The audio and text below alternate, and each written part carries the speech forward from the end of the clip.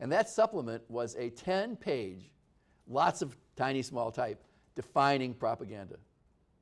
This definition is, you have to read it a couple of times, but it's actually an excellent definition. And it was written by a guy who was, guess what, a military propagandist for the British.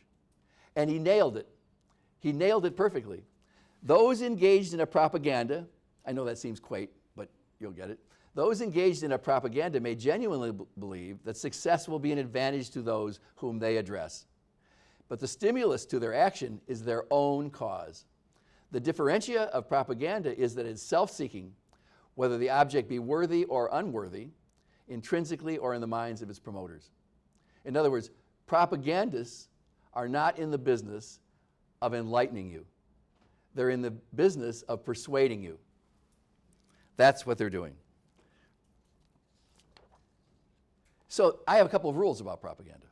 One is propagandists never do propaganda. Only the enemy does propaganda. Now you might think that's kind of funny, like could that really be so? But it is.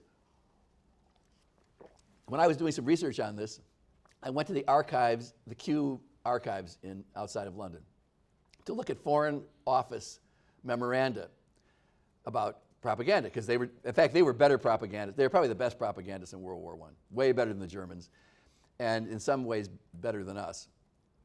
And if you look at their memos, they write to each other, they say things like, those Germans, they're really doing a lot of propaganda. It's a good thing we're not doing propaganda. We're not good at this at all. And that's not something we would ever do. And in fact, they were doing it all the time.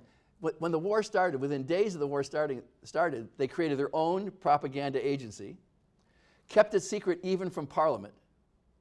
It had no financial, there was no appropriation from Parliament. They worked secretly for a long time. They worked secretly in the United States. They had a huge branch in the United States that worked here and around the world and in Britain. And it was made up by some of the greatest writers in the United Kingdom at the time.